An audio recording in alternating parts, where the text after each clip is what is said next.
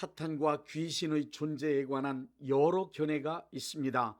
사탄이나 귀신의 존재 자체를 완전히 부정하는 이들이 있는가 하면 전통적으로 전해 내려오는 샤머니즘적 속설을 그대로 믿고 사탄이나 귀신을 두려워하는 이들도 있습니다. 어떤 이들은 사탄이나 귀신은 실제 존재하는 것이 아니고 인간 내면에 있는 악을 의인화시켜 놓은 것이라고 심리적 이론으로 설명하기도 합니다. 신앙생활만 잘하면 되지 그까지 사탄이나 귀신이 존재하든 말든 그게 나하고 무슨 상관이 있느냐는 사람도 있습니다. 그런가 하면 사탄이나 귀신에 관하여 말하면 천박하고 저급한 원시신앙을 가진 사람으로 취급하는 경우도 있습니다. 교회 안에서조차 사탄이나 귀신의 존재를 부정하거나 거론하지 않는 것이 교양 있고 정상적인 신앙이라고 여기는 분위기가 대세로 굳어진 상태입니다. 그러나 기독교 신앙의 절대적 표준인 성경은 사탄이나 귀신의 존재에 관하여 명확하고 자세하게 그리고 많은 부분을 할애하여 설명하고 있습니다. 성경의 모든 내용은 하나님, 인간, 사탄 세 가지 주제로 구성되어 있습니다. 이렇게 사탄이나 귀신은 성경 말씀의 큰 주제 중 하나입니다. 성경적 기독교 신앙의 핵심 주제는 인간이 하나님의 은혜를 입고 사탄의 세력과 싸워서 승리하는 것으로 되어 있습니다. 사탄과 그의 세력들은 존재하는 것으로 끝나지 않고 인간의 전반적인 삶에 악하고 더러운 영향력을 강력하게 행사하고 있으며 크리스찬의 신앙생활을 지속적으로 방해하고 있습니다. 그러므로 성경 말씀대로 살아보겠다는 생각을 조금이라도 가지고 있는 크리스찬이라면 사탄과 그의 세력인 귀신들이 어떤 존재이며 그것들이 무슨 짓을 하는지 그리고 그것들과 싸워서 이기려면 어떻게 대처해야 하는지 정확하게 알고 있어야 합니다. 이 시간엔 사탄과 귀신을 주제로 말씀을 함께 나누겠습니다. 먼저 사탄의 명칭에 관하여 말씀드리겠습니다. 사탄은 악한 영들을 다스리는 우두머리의 명칭입니다. 사탄이란 히브리어 성경엔 사탄으로 쓰여 있으며 적이란 뜻을 가진 말입니다. 사탄을 마귀라고 부르기도 하는데 마귀는 사탄을 한문으로 표기한 우리말입니다. 사탄의 다른 이름은 창세기 3장 1절부터 15절에서는 뱀으로, 요한계시록 12장 9절은 온천하를 깨는 자 옛뱀 마귀 사단이라고 되어 있습니다. 그리고 요한계시록 9장 11절에는 아블로온이라고 쓰여 있는데 그 뜻은 회방자라는 의미입니다. 마태복음 12장 24절에는 귀찮고 혐오스러운 파리의 왕 혹은 화장실의 주인이란 뜻의 바알세불이라고 부르고 있습니다.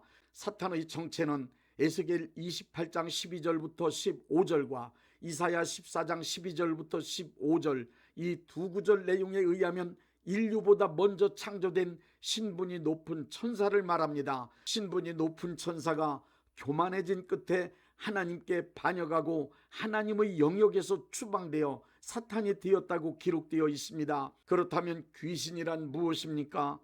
귀신의 정체는 사탄과 함께 타락한 천사의 무리들로서 사탄이 부리는 영적 존재들이라고 보면 됩니다. 성경에 사탄의 존재는 하나뿐이기 때문에 단수로 표기되지만 귀신들 혹은 악한 영들은 그 숫자가 많기 때문에 복수로 표기됩니다.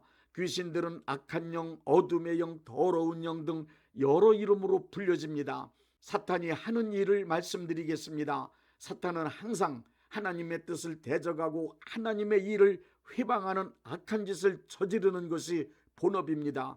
그렇지만 사탄은 하나님을 직접 상대하여 대적하거나 회방할 수 없습니다. 그래서 사탄은 하나님의 형상대로 창조된 하나님의 자녀 인간을 유혹하여 하나님을 거역하고 불순종하는 죄인으로 타락시켰습니다.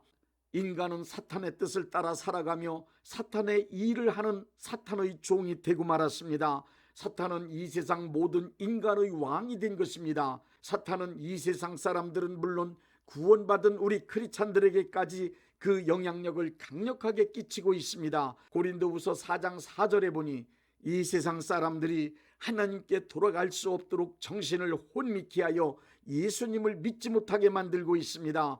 고린도후서 11장 14절에는 광명의 천사로 위장하여 우리를 유혹한다고 기록되어 있습니다. 베드로전서 5장 8절에 의하면 어떤 때는 우는 사자처럼 달려들어 공포와 두려움을 느끼도록 협박하여 하나님의 뜻을 따라 살아갈 수 없도록 방해하고 있습니다. 사탄은 그의 왕국을 끝까지 유지하기 위해 귀신들을 동원하여 인간들에게 별의별 짓을 다 하고 있습니다.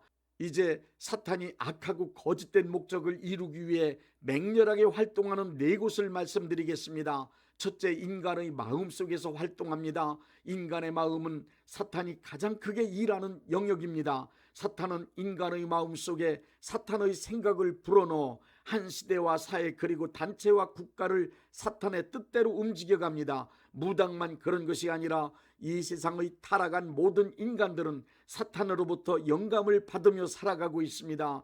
평소 인간의 마음에 떠오르는 생각들 중에는 많은 것들이 사탄이 불어넣은 영감에 의한 것이 있다는 것을 알아야 합니다. 살인자, 도둑, 자살자, 범죄자, 악행자, 예술가, 정치인, 사상가, 종교인 등 그들 중에는 사탄으로부터 강한 영감을 받는 사람들이 많이 있습니다. 특히 반성경적 이념의 정치 집단이나 사회단체, 타락한 예술작품이나 잔인한 범죄 등은 사탄으로부터 강력한 영감을 받아서 이루어지고 움직여지는 것이 확실합니다. 요한복음 13장 2절을 보십시오. 사탄은 유다의 마음속에 영감을 불어넣어 예수를 팔 생각을 만들었습니다. 고린도후서 10장 4절부터 5절의 말씀에 의하면 사탄은 인간의 마음 가운데 영감으로 불어넣은 각종 의견과 사상을 견고한 진으로 만들어 하나님의 뜻을 대적하는 수법을 지금도 끊임없이 사용하고 있습니다.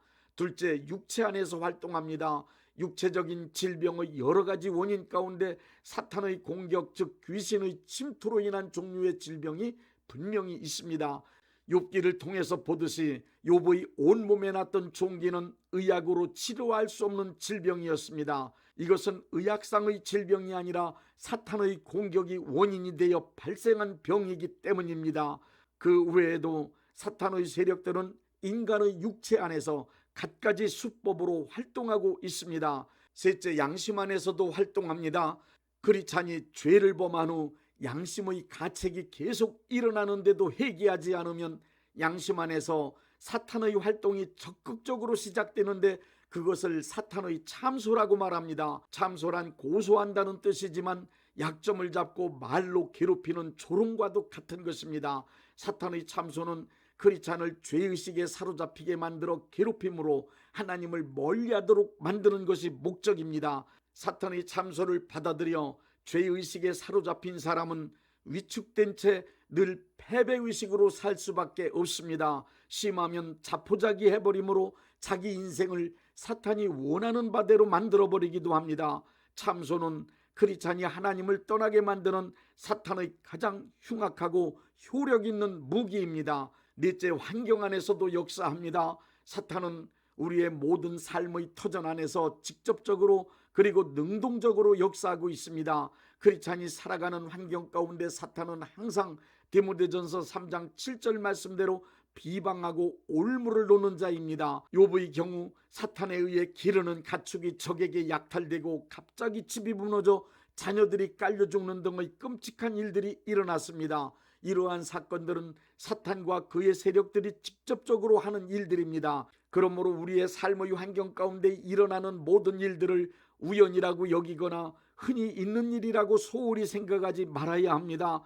반드시 삶의 환경이나 사건의 배후에 사탄과 그의 세력들이 역사하는지 면밀히 살펴야 합니다. 이제 사탄의 역사를 이기는 방법 4가지를 말씀드리겠습니다. 첫째, 하나님의 손 아래 순복해야 합니다. 야고보서 4장과 베드로전서 5장의 말씀은 우리에게 마귀를 대적하라는 동시에 또한 순복을 요구합니다. 하나님께 순복한 사람은 온전한 하나님의 자녀라고 사탄도 인정한 사람이기 때문에 사탄이 절대로 손대지 못합니다. 둘째, 틈을 주지 말아야 합니다. 사탄의 세력이 침투하게 되는 가장 큰 원인 중 하나가 바로 틈이 있기 때문입니다. 사탄의 세력들은 아주 작은 틈이라도 틈만 나면 무조건 들어옵니다. 사탄에게 틈을 주지 않는 것도 또한 하나의 승리의 비결입니다. 에베소서 6장 1절부터 13절은 온몸을 방어할 수 있는 틈없는 전신갑주를 입으라는 말씀으로 사탄에게는 절대로 틈을 주지 말라는 당부입니다. 틈이란 다른 말로 하면 기회입니다. 사탄이 역사할 수 있는 기회라 의심되면 아무리 좋은 기회라 하더라도 그 기회를 미련 없이 완전히 포기할 수 있어야 합니다. 사탄에게 틈을 주지 않기 위해 매사를 살펴서 악은 모양이라도 버려야만 합니다. 셋째, 기도해야 합니다. 기도하지 않는 것을 잠자는 상태, 기도하는 것을 깨어있는 상태라고 합니다. 깨어있으라는 말과 기도하라는 말은 같은 말입니다. 베드로전서 5장 8절부터 9절의 말씀입니다. 근신하라, 깨어라. 너희 대적 마귀가 우는 사자같이 두루다니며 삼킬 자를 찾나니 너희는 믿음을 굳게 하여 저를 대적하라. 우는 사자같이 삼킬 자를 두루 찾아다니는 사탄의 입을 막아 잠잠케 할 수 있는 승리의 능력은 다니엘처럼 기도 많이 하면 경험할 수 있습니다. 넷째, 믿음으로 대적하고 예수 이름으로 추방해야 합니다. 이해하기 힘든 어떤 문제가 발생할 때 아무 이유나 연구 없이 알 수 없는 두려움이 밀려올 때 야고보서 4장 7절의 말씀처럼 즉시 마귀를 대적해야 합니다. 욥기 3장 2절을 보십시오. 두려움이 찾아왔을 때 욥처럼 두려움을 대적하지 않고 그대로 방치해두면 그 두려움이 현실에서 사실로 발생합니다. 처한 환경에 사탄의 역사가 감지되거나 사탄의 역사가 두려움으로 예견되면 주저 말고 즉시 대적하고 예수 이름으로 추방할 때 사탄의 세력은 반드시 물러갑니다. 예수 이름으로 사탄을 대적하여 이기기 위해서는 두 가지의 믿음이 절대적으로 필요합니다. 첫째는 예수님께서 사탄을 멸하기 위해 오셨다는 요한일서 3장 8절의 말씀에 대한 굳건한 믿음입니다. 둘째 믿음은 예수님이 이미 사탄을 이기셨음을 확신하는 것입니다. 우리가 사탄과 싸운다는 의미는 이미 예수님께서 십자가 죽으심과 부활을 통하여 사탄을 이겨놓으셨기 때문에 더 이상 우리가 싸울 것이 없는 승리한 싸움에 나서는 것입니다. 그러므로 우리 크리스찬이 사탄과 싸우는 방법은 우리가 믿는 바 예수님의 승리를 사탄을 향하여 담대히 선포하는 것입니다. 예수님께서 승리하셨음을 굳게 믿고 내가 예수님과 연합된 이 명백한 사실을 시인하고 선포하면 사탄은 무능해집니다. 로마서 8장 37절의 말씀처럼 우리를 사랑하시는 이로 말미암아 우리가 넉넉히 이깁니다. 온 천하 만민에게 예수님의 복음이 전파되는 날 악하고 거짓된 사탄의 왕국은 무너지고 예수님이 진리로 다스리는 하나님의 나라가 이루어질 것입니다.